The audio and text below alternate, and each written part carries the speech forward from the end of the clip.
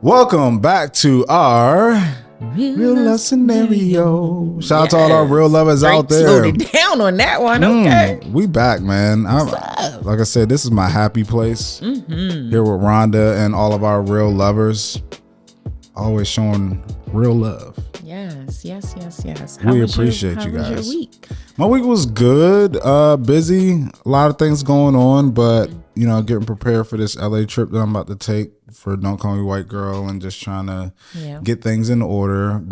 And it's getting close to like tax time, so getting all that fun stuff together. Isn't it? I saw something funny that was like, my favorite young adult memory is getting a tax refund. Yes. And I'm like, yes, because those days are over. Yeah, don't get those anymore. I wish. Oh man, I get tax bills now. Yes. That unfortunately I'm paying the IRS, which is not always fun. Well, it's never fun, but it's part of that. Means you're making money. Yeah, so I guess it's a good thing. I guess. But yeah, other than that, week was good. Weekend didn't really do nothing. Celebrate some birthdays. Oh, by the time this comes out, I will have gotten my award, which is pretty cool. Yes. So for those who don't know what the gathering spot is, like, the award, explain it.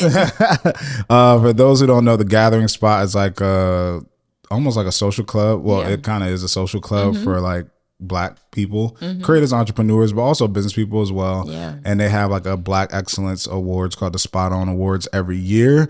And they're honoring me with an award called One to Watch. Love it. So really cool. You are the one to watch. I appreciate That's that. very real. I appreciate that. So that's exciting. What about your week and weekend? My week has been pretty cool. CIAA, if you don't know, it's obviously a huge conference based around college sports, college basketball, women's and men's. And it's in Baltimore until 2025. So it's back, and I was able to catch a couple of events, which were fun. And my grandmother is having a big surprise party, and she doesn't watch the podcast. Shout out to her. Yeah, she turns 90 very soon. What if she just watched this episode? That would be crazy. That would be so ridiculous. That would be so ridiculous. Like, oh my God, that would be so ridiculous. But I don't even know if my grandmother fully understands that I have a podcast. I know she knows that I do something, and we are Facebook friends. Okay. But I don't usually post the show on my Facebook page. Gotcha. So the code should be clear, but it should be fun. But we're in the final stages of planning and organizing travel and all that good stuff. So other than that, it's been good. Awesome. It's been good. That's good. Yeah. I want to read a review from one of our real lovers. My favorite part of the show. And we're up to around like 213 reviews on Apple. So we're getting there, people. We are. Let's go. The current goal is 300. Yes, current goal is 300. Yes. Like I said, your nieces and nephews at age 7 got phones now. Just take their little phone and, go to the podcast app and give us a review. But I chose this one specifically. Okay. It says this one is for Rhonda. Uh-oh. It's from mcb.mel. Okay. For course, I think she meant of course. Okay. Let's start it again. Okay. Of course, no shade to Dre, but I absolutely love how Rhonda expresses her words, thoughts, and opinions. She gets it, LOL. Sometimes I feel like she's in my head. Please continue the great work you both do. I truly enjoy listening to such natural chemistry. Oh, thank you. mcb.mel? Yes. I'm assuming Mel is the first name. Yeah. Thank you, Mel. I appreciate that. That means a lot. No shade to Dre. No shade. That's why I read it. I could have been like, I don't see that one. We ain't reading that one. Thank you so much. I hope that I am like a friend in your head. I really do, because that's like a good thing. Yeah. It's like a really good thing. For sure. Yes, thank you. All right, so let's hop into our real life love scenario. Let's. So number one, if you don't follow the Relationship Restore page, make sure you do. We just started on TikTok now. We're getting started. Yes. And things are growing. I think we're at like 17 or 18 like followers, so we're steadily getting there. Let's go. So please help that go to Relationship Restore on TikTok and follow us. Yes. It's just a lot of relationship advice and reels and stuff like that, so follow that content. But if you also don't follow the Relationship Restore Instagram, do that, because if you love this show, you can comment on a lot of the scenarios that we have during the show, because we post and those. Y'all have been chatting, and I love it. Oh yeah, I'm over there in the some comments of them be juicy. Too. Yeah, they do. They be juicy. But we're going to react to one reel that we reposted. Shout out to let me make sure I get Brent and Mir is the couple that couple. posts relationship content. And it was this funny thing that we saw. So basically the wife is making a smoothie or something, and she asks her husband to taste it. And then once he tastes it, she wipes off the straw to then try to taste it too. Yeah. And he's like, what are you doing? yo, what are you doing? Like, why are you wiping the straw? And then she's like, it's just nasty. And then he drinks it again, and then she wipes it. But I like how he like drinks it. He and like then takes the bottom of it, like the part it. that's in the smoothie. You can't wipe that. Now it's in there. Now what? Yeah. So I just want to talk about that. Like, what are your thoughts on like the exchanging of saliva and stuff like that in relationships and things of that nature? Yeah, I love to kiss, right? So to me, like sharing a straw with you is less saliva exchange than a kiss, and like a passionate kiss. Yeah. So I don't understand it. Like I think my comment was I am pure confusion. Yes, because like, I know that there are people who are very weird about spit though, and like they feel that it is really designated for kissing. Like that's like anything sexual, they're okay with it for the most part. But I don't know, unless your person has like bad breath, or maybe they just ate something that then you would taste it if you drank by, I don't know, but I would still just run the risk. I just, children, I understand. Okay, let That's me what say somebody that. said on the post. They was like, I don't do this with my husband, with my kids, for sure. Disgusting. Like honestly, you can have it after that. Kids are just nasty. Kids eat things off the floor. Their hands are constantly in their mouths. Certain ages, their mouths are just very spitty in general. So it's like, I don't want nothing to do with it after a child. But my husband, I don't get it. I thought it was weird that she did that. Definitely. I've never wiped a straw. I don't know. I may have. I don't know. I'm weird. Like, so did you ever do that with your mom? Like, do like drink behind or stuff like that with your mom at all? From what you can remember, Not like that as a parent? I can remember. No. Okay. No. Because I always like, I don't know. I guess it's like a germ. I've done thing. it with friends. Yeah. Definitely friends. friends. Yeah. But I don't know if it's like a germs thing, but something about it. I don't know. Like, I don't know if I've wiped a straw before. I don't know. Maybe. Yeah. I may have like kind of like. Let me just rinse this off a little bit. Or I tell Bree to like waterfall that joint, like rinse it off. Like waterfall, like if you got a bottle, like don't put your mouth. Yeah, on don't it. put your mouth on my drink. I don't know what it is. I think it's a germ thing, maybe. Like in your head, it's germy when it's not kissing. Yeah, like it's germs. Crazy. And then like if you like sneezing and stuff too, I'll be like, yo. Yeah, that's different. If you got like signs of an infection, like a cold or something. Yeah, as I rub my nose, for those of you watching, my allergies are crazy. But no. I'm real strict with that with Bree though. Like if she starts sneezing, coughing, anything like that, even if it's like, oh, these just my allergies, I'm like, get away from me. Like I don't like it. Like I'm not that person's like, well, my partner's sick. I guess I'm just gonna be sick because I ain't gonna not to. I'm sleeping on the couch. We are separated. I do not want to be sick. Like I have no desire. When she had COVID, I was like, she was like, come on, just get in. I was like, no, nope.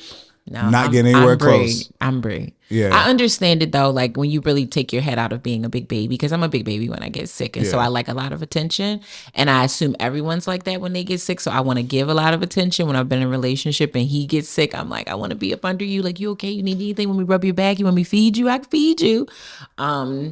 But I understand it when you have things to do. Yeah. And it's like both of us can't be down. Nah. Okay. Like both of us cannot be in here when we got businesses to run, appointments to make. Like if we don't work, we don't get paid. I get it. I do get that. I can't get sick. But yes, I'm totally that person. I am that weirdo sometimes who does the wiping whole, the straw. I don't think in that situation I would do something like that. But I'm a very like weird germ person. Because I always tell the people there's a difference between like dirt and mess.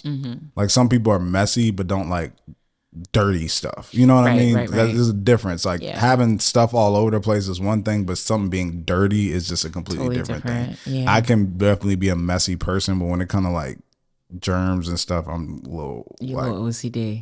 Like just weird about certain things. Yeah, and I think that's probably why I never experienced that with my mom, because my mom was OCD like that. Like she would have never probably even offered to have me taste something that was hers, she would give it to me on my own thing, like pour it in my own cup or put it on my own plate.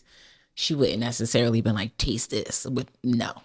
So that's probably why I never experienced that with her. She's the same way. Got you. She's a wipe it, clean it, wash your hands, go, what you doing? Get the hand sanitizer. You need to clean yourself Where up. your hands been? Like, I don't 5-second rule stuff. That's just not me. Yeah. I get it. Y'all germaphobes. I mean, not germ. I ain't eating off the floor. That's what I'm saying. If something drop on the floor, I ain't gonna eat it. It's 5 seconds, Dre. You know what I'm saying? You got to pick it up, inspect it. You a 5-second person? Like 3. And then it also depends on where it was dropped. That makes sense. That's why you and Bree think it's okay to. If it's in my house, yes. Pretty much anywhere else, absolutely not. Like if I drop something in here, I would not eat it off the floor. That's crazy. It's still like people come in here. But my home, where I know my cleaning habits, yes, I would probably pick it up. Everywhere except like the bathroom. Got you. Yes. Anything other hit the floor in the bathroom. It's a hard no. So I think we come to a solution that is just a germ thing. It's a germ thing. It's just like a mental germ thing, like cooties almost. Yes. Like it's not like a real. No. Especially because then he licked the bottom of the straw, put it back in there. She drank the smoothie. Yeah. She okay. She's okay. Yeah. You'll be fine. Yeah. Bree's just not that type, but she's a double dipper. She's like, she don't care. And I just like. Double dipping when sharing? Yeah, like with you or others. I be having to tell her even with others, like, yo, you can't, like, I know you okay with like you eat a fry and you need ketchup for the other one, but either you turn it to the back and do y'all that. Can see my face. I'm sorry, I'm stuck. Either you turn it to the back, like you flip it over and you do it, or you just thug it out with just no ketchup on that one. You can't do that with other people. Like you can't, freely you do that. can't do that with other people. With my person, yes, though. But see, what you do is you take the sauce out. You put it on your own plate. On your own plate. Then you can do what you want with the dipping that's now set aside for you. Yeah. Yeah, no, I wouldn't do that with other people. Yeah. People nasty. But everybody different. Everybody's different. True. Yeah. So you ready to hop into our real love scenario? Let's do it. Look, I'm checking. You know what I'm checking for to make sure. I didn't look like he was anonymous at all. He's not anonymous. We love when the guys write in. We do. So let's jump right into it. This week we are hearing from Ralph, and Ralph says, I've been in a relationship for over 3 years with this woman, and we have communication issues. We both have trauma and issues that maybe we carried into this relationship. As things shifted towards marriage and getting more serious, our communication issues started to really show. We have broken up 2 times. After the second breakup, I have decided to go to therapy to figure out what's wrong with me. We match and mesh everywhere else except for conflict. Am I crazy to wait and see if she gives me another chance? Given the work that I have put in to better myself, therapy, self-help books, therapy apps, etc. I love this woman more than anything I've known. In my previous relationships, I could understand the separation and the fit not matching, but this one, man, it feels so right if we could fix our lines of communication. Help me, please. Thanks, Ralph, for writing in. It's so honest. Yes, it is. Yes, I appreciate that. And that's a real problem that we all deal with. Of course. In relationships. Yeah, communication is a big thing. Yeah, so you want me to start? Let's go. Okay. Let's go. So, when I hear this, it makes me think, like, of course, we always talk about communication in relationships. And how you got to be good at it and being open and being honest. And those who watch this podcast or listen to it know my whole spiel on what effective communication is. But as I'm thinking about it more, I'm like, maybe we need to frame this in a different way so people understand how challenging it is to communicate in a relationship versus making it seem like it's just like this thing that, just talk about your feelings. Yeah. Like when it comes to communicating in a relationship, it's like learning a new language. And think about how hard, if you ever tried to learn a new language as an adult, how hard that can be. Like it's challenging. Yeah. And the things that makes you able to learn a new relationship or allows you to learn a new relationship, to learn a new language is, number one, takes commitment. So you had to be committed to doing it. Yeah. You had to be consistent in your practice of trying to communicate in that new language. And then you also have to be patient because it's going to take time You're going to mess up. It's going to be things that you say wrong. It's going to be things that you misinterpret. But that's what I equate getting into a new relationship with somebody and trying to communicate them like. It's like, if I speak Spanish and you speak Chinese, of course, it doesn't matter who's right. A lot of things that we could be saying out our mouth are right.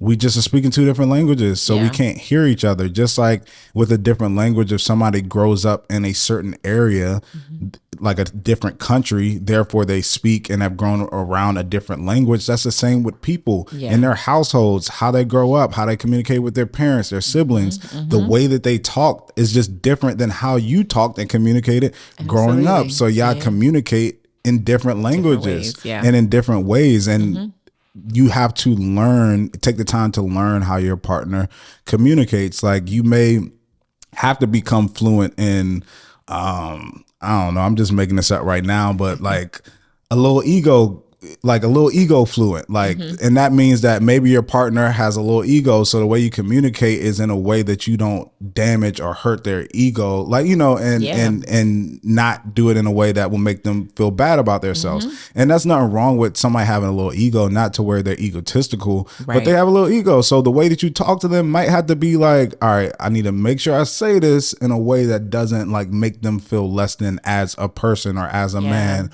or as a woman or as a cook or as like something of that nature. Like, I need to learn how to communicate in that way. And if you learn to, you know, speak your partner's language, then you'll feel communication becomes a lot easier. And not only will you be able to understand what somebody is saying, but there also will be less misinterpretation, which can be just as bad as no interpretation. Like, misinterpretations can be sometimes maybe even worse than not understanding what somebody is saying at all, because then you took it completely wrong or out of context.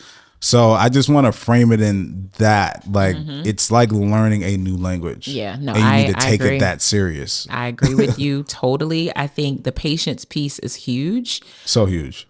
That is huge, because you cannot get that overnight. And I mean, it just kind of walks into the idea of the fact that you really don't know people until you've experienced certain things with them in order to figure out these languages, because it's not even just one. You know, how I like communication when we're having disagreements could be very different than how I like communication when we're actually just fine. You know, those types of languages could look very different.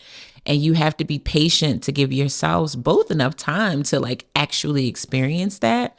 And just being patient in the sense of taking a beat before you react to a communication that's coming at you. You know, sometimes, and I think probably more often than not, you learn through therapy and through reading, and people that teach communication styles, people that teach relationship management will often tell you that one of the best things you can do is kind of slow down before you react to things. And it's a practice. You really do have to be like listening and knowing that you cannot necessarily just come out your mouth with the first thing that's on your mind. For sure.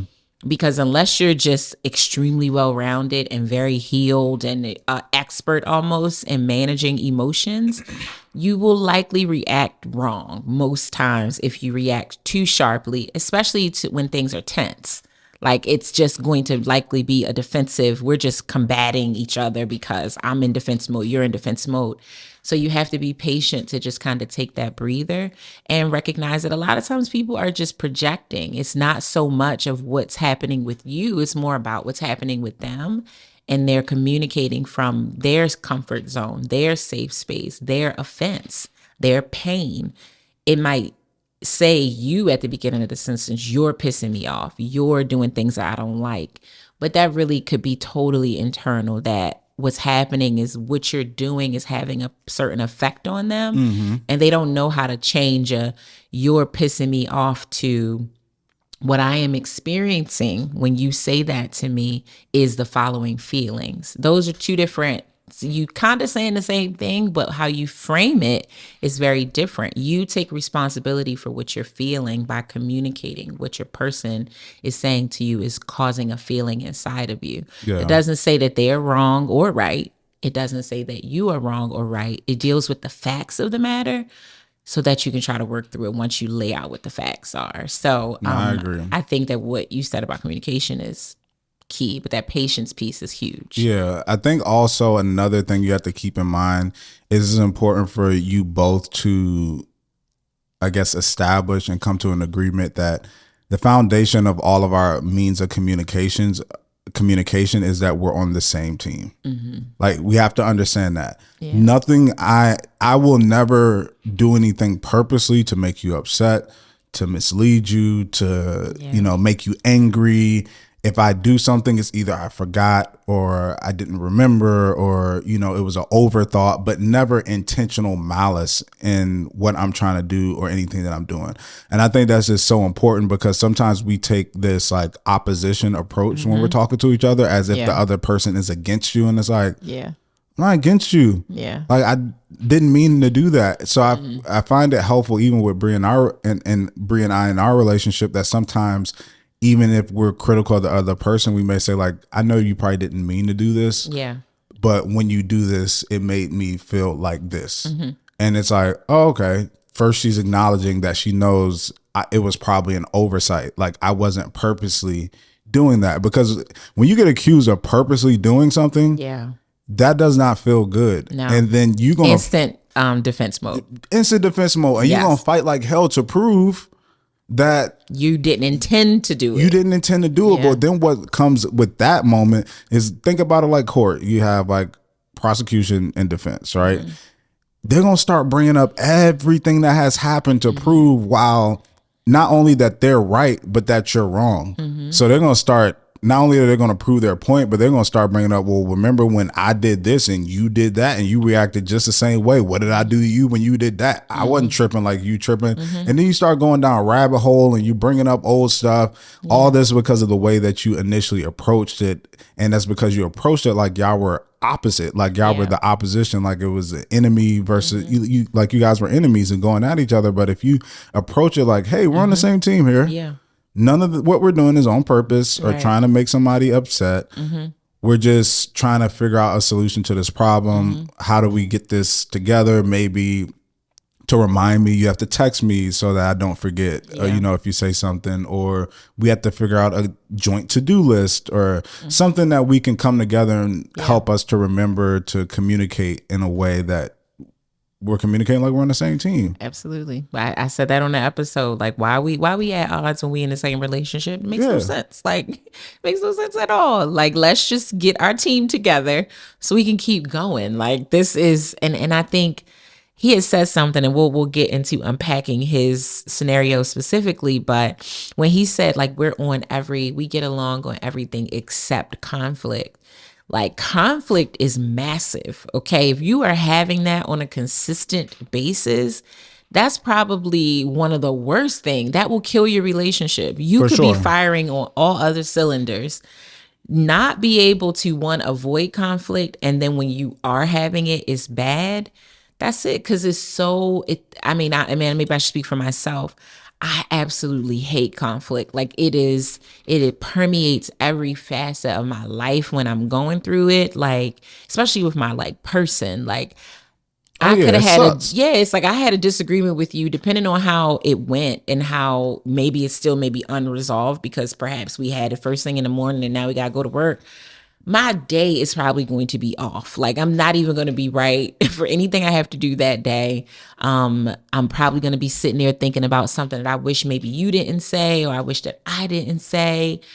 It's just exhausting. It takes the energy out of my body. It clouds my mind, even to have to then come back, which is a learning process, but you have to come back and then resolve it. It's like you have to make time for that, when I would much rather make time for like cuddles and like kisses. And like, I don't want to make time to have to sit down and be like, okay, so about this morning, right? Can we just like go back to that? Because it's like, woo, that's just a chore that I don't want to have to deal with. It is an important part of the relationship, a learning process, but conflict is massive. So if that is something that you cannot figure out how to manage in your relationship, you could be really great at dating. You could be a really great family person, or you like their family. You could have amazing sex. You could have all the things, but if you don't have that, I can't fathom your relationship working out. It's just Yeah. no way, because conflict it's very, very toxic. Yeah, I think, and to piggyback on your point, I think you have to understand the difference between a communication like flaw in your relationship versus a fundamental difference on a principle or a particular thing. Yeah. Because even if you're great communicators, if you two have a fundamental difference between on a topic or a certain issue, no matter how great you communicate, you just It's never believe gonna stop. something different. Yep. So you have to understand what that is. Communication issues can be solved, but if you have a difference of something that's really important or a principle, a communication issue isn't going to solve that. You guys will have to somebody will have to settle with, somebody's way of thinking or or a different choice or something of that nature. But that's a lot more challenging. And that's, I guess, more of a root relationship issue than it is like something that you can fix just by talking about it. Yeah. But I agree. if you have the fundamental issue in your relationship and you can't communicate, then it'll be all over the place. And I feel like that can lead to conflict. Like Brie and I have had times to where we have had a communication issue, but then once we got down to it, it's like, no, I think that this thing is just stupid, or that you care about this is stupid. And for me, I'm like, well, this thing I care about a lot. So it's not that we don't understand what each other is saying. We just don't agree on that thing.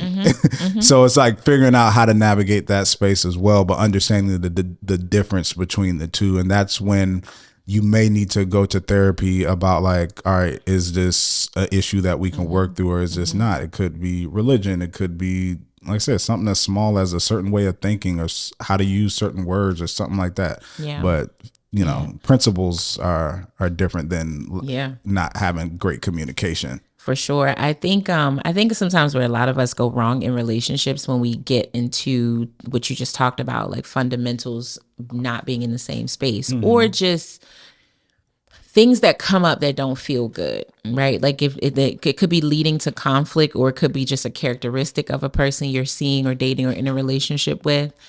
I think where we go wrong a lot of times with that stuff is that you don't spend enough time really unpacking that feeling that did not make you feel good, that characteristic that you really don't like. You see that as like one thing in comparison to 20 other really great things. And so you're like, it isn't, it's not that big of a deal. And sometimes that's true if you really took the time to make sure that one thing is really not that big of a deal.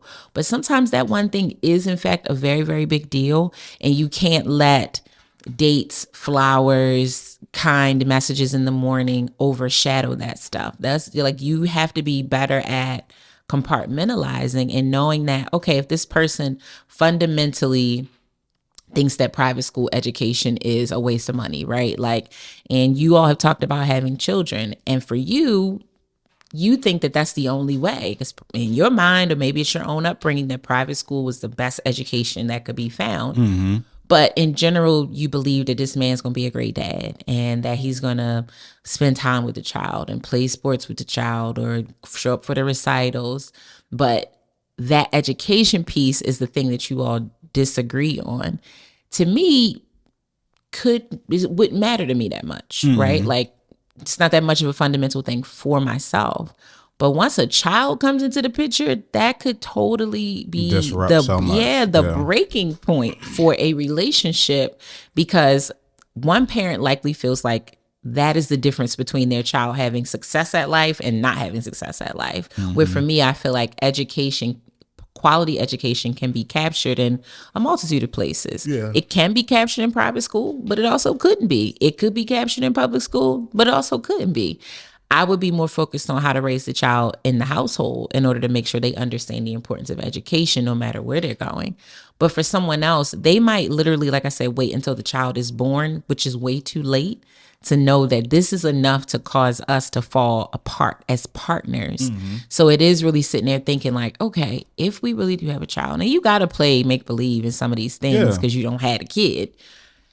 would I really, really be able to be okay with this? And it's taking the time to maybe ask some follow-up questions like, well, why do you think private school education is so important? And what maybe statistics do you have that support this? Or is it because that's what you did? Or is it because you did the opposite? So you think the answer to what you experienced is to go far left away from that. Mm-hmm. So those little things that pop up that are negative or make you have a negative experience, I would discourage people from brushing them off so quickly and not spending some time with them to really figure out, can I truly let this go? Like if I am saying, you right, I'm wrong, or we're going to go with what you feel, can you really, really do that? Because you often talk about resentment being a silent killer in relationships. Yeah. And that comes in so many different forms. Like, and a lot of it is agreeing to or squandering things inside of you that are like,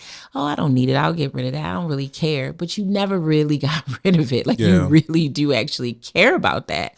So yeah, just not brushing those things over or letting so much of the good outweigh the bad that you're just holding the bad in a little pocket and it's just waiting to be reignited 10 years from now, 5 years from now, because you never really dealt with it. Yeah, it's kind of like that one episode where I was talking about the oak tree seed and how it's small, but you know what an oak tree can ultimately become if you let it root and continue to grow and continue to grow and continue to grow, then it becomes this huge 30-40 foot monster in your relationship. And that's exactly what you're saying, is that you leave something unattended and you just let it keep growing and growing and growing, that you know it could damage your relationship. And it may not be a way at that point to uproot it, or because it may be too late. So it's not just about looking at the issue in its form now, but projecting of what that could mean or what that could be. Because what you will then figure out is once you start to explore that, you might find out some other things too that link to why somebody feels that way. Like you said, when it comes to the private school, there may be a different reason outside of education that somebody may want that. They may have an issue with, I don't know, a particular race or ethnicity, and you would not even know that that's the root of it. Yeah, until you actually follow up questions and dig into it, and then you might be like, oh wow. Now we got a whole nother problem on our hands. I didn't even know that this was a thing that you felt. Like, I had no idea. And that's why I always tell people when it comes to relationships, like I feel like Brie and I relationship is great now, but I'm like, there's so many things that we haven't experienced yet. Like we haven't had a kid yet. We haven't actually bought a house yet. We haven't had a roof leak in the house or had to repair an AC that's $13,000, or like we haven't done a lot of these things yet. So it's like all these different points in your relationship, you're meeting new challenges and new areas of conflict. And trying to work your way through those things can be challenging at times. And it's hard to project at times, but you do try to do that to the best of your abilities. That's why I never like judge certain people, especially like 20-year marriages, 30-year marriages. I'm like, they done been through a lot. Like they done been through a lot of things that a lot of us have not been through. So that's why everybody, when they say 30 years, everybody stand up. Like, yes, wow. Woo! Y'all made it like crazy. And if you talk to those people, they have some stories, man. They have some stories that they could tell. But one thing also leading to the point that you were talking about, getting back to the scenario, is that sometimes one thing I recently started to do is like when I'm talking to somebody, not even in my relationship, but just in general, sometimes if somebody is like not necessarily being critical or trying to communicate, I would say more trying to communicate something to me, is I'm asking myself, all right, what are they trying to accomplish, or what's the goal while they're talking to me? Because then number one, that makes me start to think a little bit more, but then it gets me past the tone sometimes or the language sometimes, and has me really investigate, all right, what's the end goal? What are they trying to accomplish here? Yeah. Like, what are they trying to figure out? What are they trying to get done? And then sometimes I just go straight to that so that I don't get, caught up in the tone or the language or the way that they say it or the volume in which they say it. And I feel like that's helped me deal with people, you know? No, for sure. Cause you're like, I'm killing the noise. I hear the noise, but I'm sifting through it. I'm not worrying about it. I'm just trying to figure out what the message is. Because you're saying it to communicate something. Yeah. A lot of times if somebody's angry, they're they're going to say it in a way that is more aggressive, but they're trying to communicate something. Mm-hmm. They're upset about something and they want something to be done. Mm-hmm. Mm-hmm. And for like Bree and I, so whether that's the trash being taken out, whether that's picking up something off the floor, whether that's going to this place or going to that place, just something that she wants to get done. Yeah. I know that she doesn't want to be upset. Yeah. She hates arguing with me. So if she's saying something, she's not picking a fight with me. Just because. Right. There's something that she's looking for to be done. Mm-hmm. Let me just figure out what that is. Yeah. Because 9 out of 10, that will remedy the situation more than me coming back at her. Mm-hmm. That's not going to solve anything. It's not. It's but going just to keep mess you up right all in of the our loop. days. Yep, it's going to keep you right in that loop. I feel like working in customer service really helps with this, especially like. I feel like everybody should work in customer service. Like everybody should have a customer service facing job, which a lot of us do, restaurant, retail, stuff like that. But everybody should work in customer service at least one time in their life. Mm-hmm. Especially for a company that has very high standards on customer service. I will, piggyback on that piece of it, because a lot of people are in customer service, but the companies you work for don't actually care about it being good or great. Therefore, when you go to said places, you consistently have bad customer service. We ain't gonna drop no names. I ain't gonna call out government employees, but for like them people at the DMV and NBA, no, you can't go nowhere else. United States Postal Service, but hey, we love y'all. Y'all, those of you that are doing it good, we appreciate you. But I feel like y'all know we can't go nowhere else. There ain't no competitors, so they just be like, "What's up? Huh? How can I help you, ma'am? What you want?" Hold on, real quick. And they go, I'm like, I can't go nowhere else though. Like I got this where I gotta go to renew my license or renew my Yes. We ain't saying no names. But, yeah, you know but we said a couple a little bit. You know what I'm saying? Y'all know who y'all are. But yeah, so you work for a company with really high customer service standards. You get trained, or you really learn how to cut through the noise and focus on what the person really, really wants. And I learned how to do that in my career working in real estate. I mean, you are handling the person's biggest check. Yes. And like where they actually live. Okay. Yes. So much energy comes from that. Even from the nicest of the nicest, you might see them be different. Depending on the issue, for sure. Yeah, depending on it, because it's home and it's a big check, right? So it's like, to some degree, you actually understand why they can get the way that they can get. But I learned from mentors and just through training that figuring out what will make them happy is the best course of action. What's the solution? And so still to this day, one of my favorite things to do, which I have now adopted in relationships, is when a person is presenting an issue to me or a conflict to me or something that they say that I did wrong or didn't get right, when they get it all out, before I even go into explaining what is going on, why it happened, which for most people when they're upset, they don't care why it happened or what brought you to make this bad decision in their mind. I want to apologize. Just apologize. Yeah. I'm sorry. You just leave it there. You can say, I'm sorry for the frustration that this is bringing you. I'm sorry for the misstep. I'm sorry for the miscommunication, whatever. And then what do you think is a solution? What would be the best solution for you? Because I want to understand what will help me fix this for you. Because what I have in my mind might be the furthest thing from what you actually need for this to feel resolved. And I think that works in relationships. When your person is bringing something to you, if you can't just intuitively figure it out, sometimes you have to ask that, like, okay, like I hear you. I apologize that I contributed to you being upset or frustrated with me. What can I do to resolve this for you? What can I do to make it better? What can I do to solve it? Sometimes it is as simple as apologizing. Some people just want you to say, I am sorry. They want to be heard. Some people just want to be heard. Sometimes it's just, I just needed to get it out. I just needed to vent it. Now that it's out, I'm done. It could be, I really want you to apologize with your words, but then I want you to apologize with your actions. By apologizing with your actions, that is never doing this again, never saying that again, never going down that road again, never speaking to that person again. But let them sometimes give you the roadmap to resolution. And this might sound tricky, but if you follow what they told you to do to resolve it, and for some reason that don't work, well, it came from the person who had the issue. So then the ball goes back into their court. Well, you said I did this, and then I asked you, what can I do to fix it? And I did exactly what you said, and that still didn't work. So now we're at an impasse, and we need to figure out what to do now, right? Yeah. So is it now on me to come up with what a better resolution is, perhaps, or it's on you to say, well, damn, what I thought would have fixed it didn't fix it.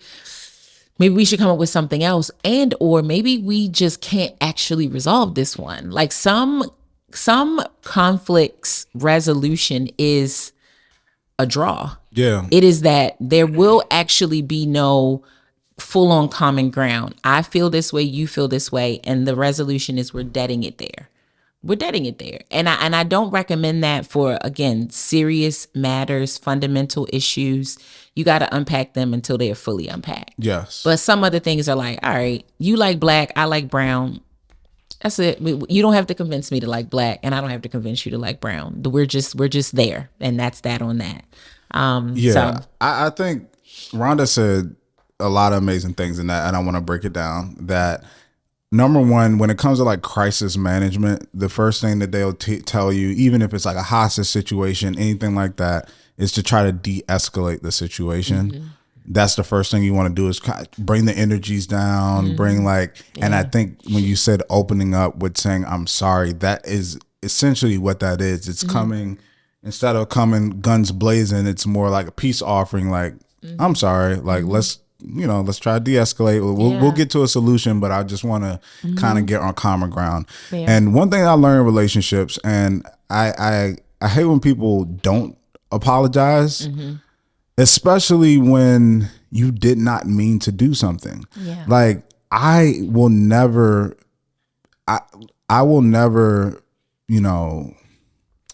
be afraid or upset or feel some type of way about apologizing for something I did not mean to do. Right. I didn't mean to hurt your feelings. Like, I didn't mean to do that. And I don't understand why people don't like to do that or have an issue with doing that. It's not saying apologizing for making somebody feel some type of way, although that can be genuine. That's not something, although it can feel like disingenuine. Sometimes it is a real thing. That's not admitting that your partner is right necessarily in a certain situation. It's saying that I don't feel like I was wrong for communicating this thing to you. Yeah. But if how I communicated made you feel like I don't love you or that I think less of you, I apologize for that, because that was not my intention. Sure. I did not mean to do that. You don't know how many people I apologize to, that even outside of my relationship, and people could attest to that, to where maybe I did something and I rubbed them the wrong way, or maybe I said something and it came off in a weird way and somebody acknowledged and told me about that. I could tell you the exact situation. I was doing like a video a long time ago, maybe like 3 or 4 years ago, pre-pandemic. And one thing that everybody has their pet peeves, right? Everybody has their pet peeves. One of my pet peeves is unsolicited advice. I don't like when people give unsolicited advice. Okay. Because I'm like, if somebody wanted the advice, they would ask for it. And I also feel like unsolicited advice is only heard when it comes from specific people. I am a Steph Curry fan, or you may be a LeBron James fan. There are things that they do wrong and times where they mess up. They only gonna hear that from a few select people in their trusted circle of people who advise them on that thing. Yeah. If you're not one of those people, your unsolicited opinion, even if it is right, they're gonna look at you like, shut up. Like, why are you talking to me? Like, right. But there's a situation where somebody gave me unsolicited advice, and I don't feel like I responded in a way that that was that rude, but I responded in a way it was like I know what I was doing, and I meant to do that, and I'm just trying different things out. And I didn't think anything of it. And I feel like the person was trying to, I guess, put me on game or something, but I already knew the information. I felt like I already knew the information. But I didn't feel any type of way towards the person or anything. It was just like, I'm good. So then years later, Bree runs into the person, because we mutually know the person, and the person like brings up, was like, yeah, I tried to talk to Dre one time, and he just like carried me or something like that, and like played me or something like that. And I'm like, I'm like, So this interaction affected this person so much that even 3-4 years later, they brought it up when they saw my wife as like a joking thing, but you could still feel like, see that it affected them or it made an impression. As soon as Bree told me that, I went to the person and I hit him up and I was like, yo, I'm sorry. Like, that wasn't my intention. I don't have an issue apologizing for something that I didn't mean to do in the first place. Like, if you were trying to support or something like that, like, my intention was not to make you feel any way or play you or make you seem like you didn't know something. So I don't mind apologizing. No. And I don't get why people, maybe they're too proud or they have egos or things like that to where if you did not mean to do something, there's nothing wrong with apologizing for it because you didn't mean to do it in the first place. And I find myself doing that in my relationship all the time too, because it's like sometimes I can come off a little, not necessarily aggressive, but sometimes I can be a little like curt, yes, blunt, sometimes emotionless. It comes off a little bit, but if the way that I respond sometimes makes you feel hurt or makes you feel unloved or not heard, that was not my intention. So I'm sorry for doing that. Like that's a true apology. Like I didn't mean to make you feel that way. The thing that I'm saying, we could still have a different discussion about what I'm saying, but how I communicated it, if it made you feel less than or something like that, that will never be my intention when I'm talking to you. And I need to do better of how I communicated if that's how you felt. Not the issue of what we're talking about, but how I did something if it made you feel some type of way. I'm sorry. And I don't get why people are so like, I don't either. And again, that's something that I learned in business. I learned that skill in business and I have simply applied it to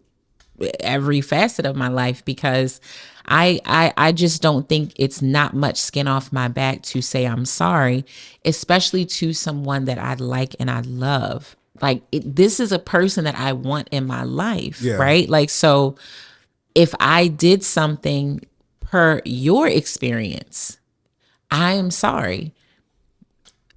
It makes me no never mind. Like because what I and when I say makes me no never mind, it doesn't mean that I don't care. It means I don't care to keep up a conflict with you that can be resolved by apologizing to you, but then I rather not apologize to just keep a conflict going with you. I don't care for that. No. That is foolish to me. That's just not sensible because as I said earlier in this episode, I don't like conflict. I appreciate the lessons that come from conflict, but I don't prefer to experience it excessively. Like, I don't think every conflict has a lesson.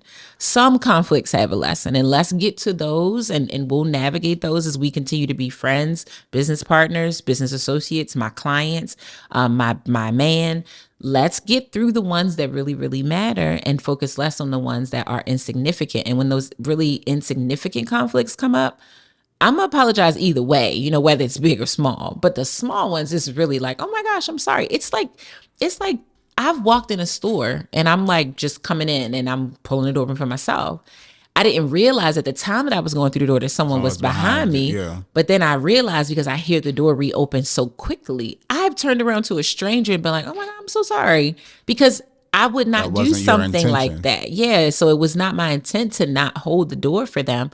I literally didn't see them. So if I can give that to a stranger coming in the store behind me, I can surely do that for a person that I'm laying down next to every night or giving my life to or staying in a relationship with. Like, it's foolish to die on such a hill when they are very impactful words to apologize for how you approached a conversation, for what you said in said conversation, and ultimately for the impact that it had on the person that you were having the conversation with.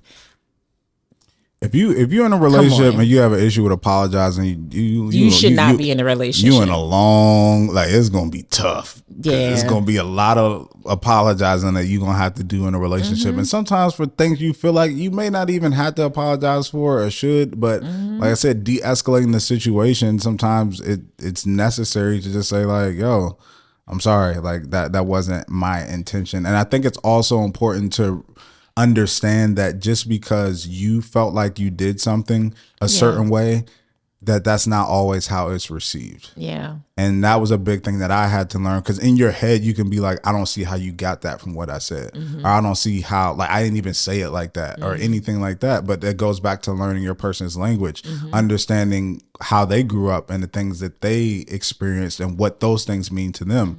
Like, for instance, I always got to use my own situation, is that Bree, like, words don't mean as much to her as they mean to me. So she could say something that's stupid, and that's just like, it doesn't make sense to her. But to me, stupid is an insulting word, and it means something derogatory and bad and mean. So if you say that to me, although to her it's like, I just said it was stupid, it's not that big of a deal. To me, it is a big of a deal, because that word means something to me. If you say I'm stupid, or something that I'm trying to do is stupid, or anything like that. So you have to understand that just because your intent is something, that doesn't mean that the way it's received is the same.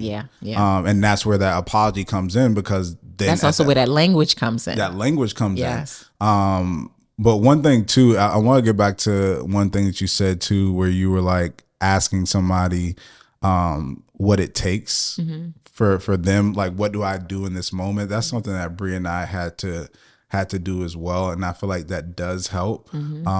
If you go up to somebody and just like, hey, like, this thing is going on, I feel like I made you upset.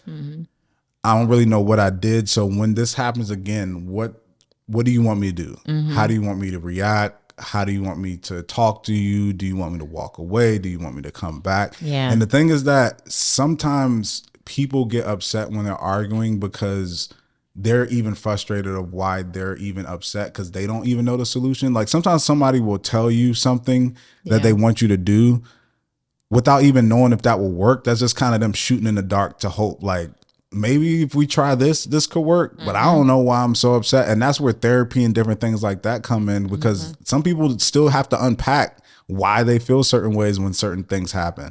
So I've said that during arguments sometimes, like, I don't even know why. I don't even know why we're doing this. Like, I don't even know why I'm mad at this point. Like, yes, there is a reason, but it could very well have nothing to do with the situation at hand. It could be a completely different thing, and you have to be so in tune with yourself. I know I talk about that a lot, but it is key. It is crucial to navigating relationships with others. You have to master the one that you have with you, because then you can help people. You can help people deal with you, because you know yourself really, really well. A lot of us in our this big age of 30 plus, especially me, who I'm now about to be 40, like, I am so obsessed with that. I think I said on an episode, I'm obsessed with understanding who I am and growing that person and making that person the best version that I am supposed to be, the version that God has me to be. Because who am I to anybody if I can't even explain to others who the hell Rhonda is from an emotional standpoint, from a professional standpoint? I can't tell you how to be a good partner to me. And I'm like, I don't know. Figure it out. It's like, they don't know. They don't know. They don't know. You spend time with yourself every day. You're not trying to figure out who you are. That's wild. So when these conflicts come up, you can't answer that question that you just talked about. You have gotten into the habit of doing in your marriage, because then they ask you and you're dumbfounded, like, well, shit. So get in the habit of really liking yourself enough to say, what really pisses me off, or why does this really piss me off, or what does this remind me of from my past? Or you've got to figure out every little nook and cranny of you if you expect to have successful relationships with other people. Yeah, that's funny. My cousin, we just celebrated his birthday over the weekend, and he said that when in his little speech when we were at dinner, is that the older you get, the more you start to learn about yourself. And it's such a good thing when you start to learn more about yourself, even like you said, emotionally and all those things, but even physically. Like, at a certain age, you like, no, I'm not touching that, because I know what that do to my stomach. And I'm not even, ain't doing it. Not doing it. This got what in it? Last time I had that wasn't, was up all night. And I ain't got time at this age to be, nope, I'm good. Where's the event gonna be? No. Where? What time? No. No, because if I go to DC for an event at 8, and then it's gonna go to about 10, and I gotta get back on the road at 45 minutes. I gotta get up at based on that, my little breakdown, I ain't gonna be able to do it. And that's what knowing yourself does. Like you take that in situations like that, but apply that to relationships. You see certain things, you'll be like, yeah, nah. He said, what now? He not gonna do.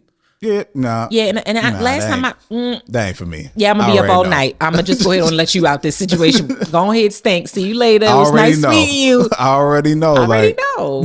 I don't have no time to be wasting. The older I get, I don't have time to be wasting on things that I have learned for myself don't work for me. Yes, they don't work for me. Whether that's people, experiences, things, foods, drives. I mean, I'm so honest about that. Like my friend invited me to something and I was like, this is in DC on a Tuesday and it don't start till 9:30. It's for me. No for me, unless I'm gonna take the day off the next day. That's the only way it can work. You know, I know myself. And I think that that's such a thing that we all have to realize when it comes to relationships and be okay with that. Sometimes you're just different than other people. Like we had a couples night with my friends, well, Cece and Shane. Cece is host for the girls. They had a couples night and it was like maybe 7 couples there and we're all friends. And I looked at each other's spouses and I'm like, yeah, we couldn't work with each other's spouses because just how different we all are. But everybody's spouses, they work together. Yeah. Like Angela and Sean are great together. Shane and Cece are great together. Jeremy and Rachel are great together. But could I date Rachel? No. Could I be with Angela? No. It doesn't mean there's anything wrong with the 14 people in the room. Yeah. It's just that we're all different. And you just had to find your person who matches up with who you are. And you have the same values and things that you like and enjoy being with each other and all that stuff like that. So it's like, I was really sitting back like, yeah, like so many people are like, oh, this person's wrong or the way that somebody does this is wrong. It's like, it's not even about that. It's just about finding your person who you're aligned with. Yes. And, you know, just making that work. And that's such a perfect segue to get into Ralph's, this part of Ralph's scenario where he talks about the fact that thing that stuck out for me is that they've broken up twice and they've been together, I think he said on and off for 3 years. I've never been in a relationship like that. Like an on again, off again relationship? I have been in an on again, off again relationship. And so, Ralph, take my advice with a grain of salt because I never found a lot of benefit out of those relationships that have gone in and out and in and out. For me, looking back at I believe it's been 2. We were simply delaying what we already knew. The inevitable. Absolutely. We were going away from each other thinking that going away was space and time to get it together. And then we would come back and then it would be great because in that time away, not necessarily a break, like it was truly a break up, but it was like, okay, if we're meant to be together, you know, the world, God, whatever will bring us back together and we'll be able to do it again. Or when we came back into it, it was for carnal reasons. It was like, well, I want to have sex and I know that we know what we can do for each other. So let's just do, and then you got caught back into the cycle. Now we back together because we sleeping together.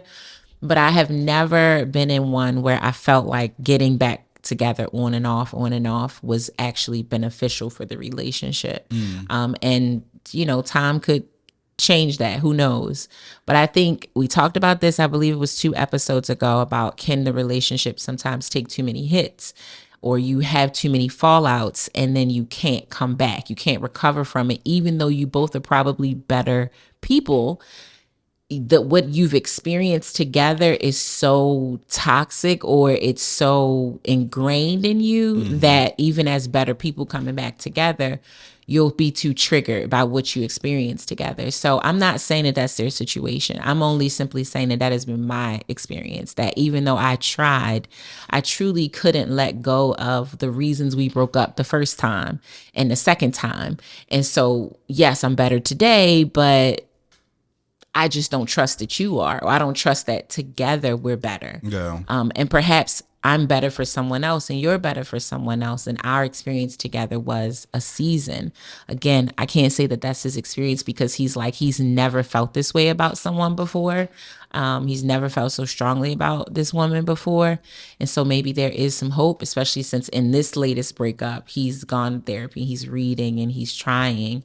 But it's never worked out very well for me. The in and out, back and forth, back and forth, back and forth. It's just too much damage. Yeah, because I think about I've never been in an in and out relationship. I've only really been in 2 relationships, and I would say one real relationship, and that's my wife. I mean, the other girl, we were together, but it was short. I learned a lot during that time, but I've talked about it on the show.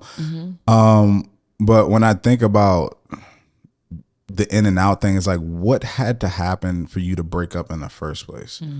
Like, I'm trying to think, like, if I was with Bree, what would have to be the thing that would happen for us to have to break up in the first place? And that, to me, unless you're one of those people who just every little thing you are breaking up with somebody, it would have to be something that's significant and something that really hurt you, or something that you saw that made you feel like this wouldn't be in alignment with what you ultimately want. So to then come back and revisit it, especially so quickly, it's like, what's really drawing you back in? Is it, like you said, the physical aspect of the relationship? Was it the good times? Because sometimes you can have the bad times that outweigh the good times, but you miss the good times sometimes. So you miss the good times all the time. Yeah, because that's the best part of the relationship, the good times. So you get wrapped up in the good times and you miss those good times. So you go back to it, but then you slowly see, or sometimes quickly see, why you made the decision that you made in the first place. And I like that Ralph is trying to be better and do better. But even to that point, for you guys to break up twice, I think, I don't know what happened. Yeah. Like, and conflict and communication, I've seen those situations get real serious and messy to the point to where all it needed was one. Yep. Or you said something that is just so out of pocket that somebody feel like they can't come back from that. And I can imagine like somebody being triggered in a relationship, but I can't imagine living with your trigger almost. Like, you experience trauma with this person, and instead of going to a new relationship and that trauma shows up because of something your new partner did, you're in the relationship still with the person who gave you trauma. Yeah. Like, that has to be a whole nother level of like triggering. Yo, it is. As a person who's experienced it, it is. That's why I'm like, I've never been successful at it. And I don't know. And when I say successful, I try to really be sensible about my choice of words. Perhaps I need to redefine what success means when it comes to stuff like this. Me not being able to recover does not mean that I was not successful. Yeah. It just simply means that I can't be the person that you would likely want to be in a relationship with you. I just can't. Like, sometimes, like I said, those hits, you just can't come back from them. And you think about boxing, the best fighters in the world have taken some of the hardest and worst blows, right? That they were able to recover from, and therefore to fight another day, perhaps even fight some of the same people again. But then there's some fighters who were so extremely strong and really, really great, but that one particular hit at that one fight completely ended their career. Like, they could never go back into a ring at all, let alone with that same person. So I think that's just the case. Like you said, some things are so damaging that you will forever see this person as your victimizer. You will forever see them as someone who had harmed you at such a high level that although you love them and you wish that it hadn't happened, it did. It did. And to trick the brain is hard. It's hard to trick your brain into doing the simplest things, like get up and go to the gym in the morning because you said you wanted to lose weight. So teaching your brain how to do that is more than setting the alarm on your phone, because you can control the alarm clock. This is the harder thing to control. So try to control your mind to say, forgive and forget, or forget enough to put it in a place to not associate what the person did to who they actually are, is extremely difficult, especially when you have experienced it more than one time from this person. You use cheating as an example. Okay, you cheated once. It's hard enough. But if you cheated 3, 4, 5, 6 times and I kept taking you back, well, yeah, that's probably too many. And now my eyes and my mind and my brain compute you as cheater. Okay, like that is just, you're my person. For sure. But my mind says this man is a cheater. So when he blinks the wrong way, takes too long coming back from the store, was on the phone when he was in the car, but then got off the phone when he came in the house, said he had to work late, said he's hanging out with Ray when the last time he said he was hanging out with Ray, he was cheating on me. Yeah. Every little thing that person will do, you will forever loop it back to what they did when they hurt you. And what type of relationship is that really when it comes down to it? Now you're just constantly tussling on, well, it is, we used to do that. Like, so how am I supposed to get over it? Like, you know how you're supposed to get over it? Get out of that relationship. That's how you're going to get over it. And that is so hard. I know, I've been there. It's hard to leave a person that you really love. But goes back to what I said a few minutes ago. You got to love yourself more than anybody. Yeah. You got to love yourself. You got to protect your mind, your heart, and your soul gates. Yeah. Only you're going to do that at the highest levels, not your person. So the hard truth sometimes is the way to get over or through something that you experienced in a relationship is to be out of that relationship with that person. I'm not a big fan of, break up with everybody, but I'm also not a big fan of staying with people just to not break up with them. Yeah. That's not enough of a reason. No, it's not. And I think that as we end this, that you just have to keep in mind that, you know, when you're going through things and you're in relationships and, you know, you meet new people and you date and stuff like that, like we had said this whole show, that sometimes it's just not, it's an alignment thing, you know? Sometimes you're just not aligned with somebody. Yeah, they're not your piece. They're not your person. And you gotta be okay with that sometimes. Yeah. And you have to learn from your mistakes and learn and understand that, all right, if I messed up in this relationship, I'll say that too, is that sometimes you have to give yourself grace as well and understand that you did mess up in a relationship. Yeah. And while you may not be able to recover in this relationship, that now you've learned a lesson on how to better deal with things and equip yourself for things in the future. Yeah. So sometimes, we talked about this in an episode of Don't Call Me White Girl, that sometimes like all consequences have actions. You can't control what the consequences of your actions are once you take them. Sometimes you feel like you should know, like, oh, if I do this thing, then the only thing that could happen is this and this. But you don't know what could happen if you take an action. Yeah. A lot of different things can happen and you can't control those consequences sometimes. And sometimes they come at a very high cost where you may not have expected them to come at a very high cost. Right. But you just have to be okay with giving yourself grace and saying like, okay, in this situation, if I knew better, I would have did better.